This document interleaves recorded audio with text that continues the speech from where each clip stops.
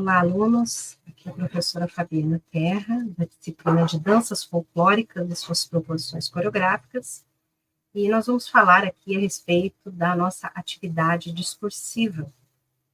Vou subir aqui, compartilhando nossa tela. Vamos falar um pouquinho a respeito, né, dessa atividade. Ok. Bom, nós temos aqui alguns trechos, né, de texto, já vou falar um pouco sobre eles, e mais abaixo nós vamos ter ali um link de um artigo de Cortes, que vocês deverão acessar e ler na íntegra, para poderem elaborar aí um texto de 15 a 20 linhas, falando sobre alguns critérios de importância de preservação do folclore, né? Então, eu vou falar aqui, resumidamente, sobre esses trechos aqui, destacando para vocês a relação entre a produção artística, novamente, lembrando da nossa atividade mapa, e a dança folclórica ou dança popular, né? Existe um diálogo ali entre essas questões, e nós vamos trazer novamente aqui para a nossa atividade discursiva. Eu gostaria de destacar aqui como elemento de preservação, então, do folclore, três elementos ou três grupos, atividades relacionadas a isso. A primeira delas são os grupos de dança folclórica tradicionais, que são responsáveis aí por preservar as tradições da comunidade, e eles executam as danças, né, e músicas com um foco, um conteúdo social bem definido.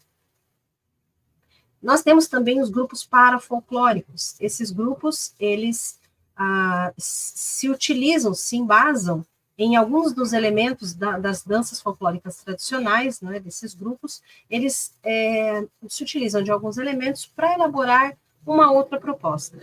Então, o que ocorre é que há uma modificação, um acréscimo no conteúdo original.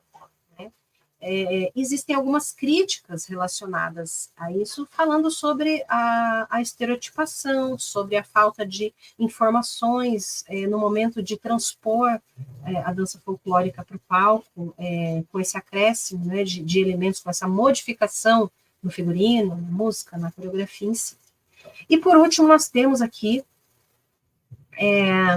a projeção folclórica, que é uma proposta de Cortes, que ele vai trazer, que tem sido dialogada, né, em universidades, né, em espaços educativos, e nós vamos poder conhecer um pouco mais sobre isso lendo o texto base, ok? O artigo de Cortes. Mais abaixo aqui nós temos uma relação, né, a partir do nosso material, o nosso livro da disciplina, das ações educativas e o efeito que elas têm sobre a preservação das danças tradicionais e do folclore no geral. Então, qual que é o efeito, né, que uma ação educativa nesse sentido ele produz? Né? Ele pode fomentar, ele pode a formação de uma plateia, ele pode ampliar o conhecimento, o acesso à dança folclórica, a esse conteúdo desse patrimônio imaterial, cultural imaterial, ele pode facilitar o acesso ao folclore de pessoas que talvez não iriam acessar de outra maneira. Né? Então, o ato educativo, a ação educativa, ela pode promover isso. É extremamente forte, né? Seja pelo diálogo, seja pelas práticas em si, pelo o ensino, né, nas escolas, tem esse fator de preservação, manutenção e continuidade. E abaixo você vai elaborar o seu texto, justamente, né, de 15 a 30 linhas, falando sobre a importância dessa preservação. Né? O folclore, a dança folclórica, ela é esse patrimônio cultural e material. E por que é relevante preservar isso? Por que isso é importante? O que isso diz sobre um povo? O que isso diz sobre uma região, sobre uma cultura? Né? A importância da transposição artística dos elementos da dança folclórica para o palco. Qual que é a importância de transpor para o palco?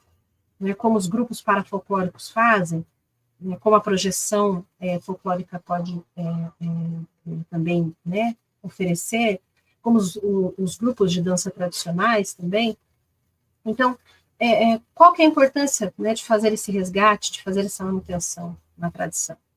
E, por fim, qual a contribuição dos estudos e pesquisa nesses espaços educacionais?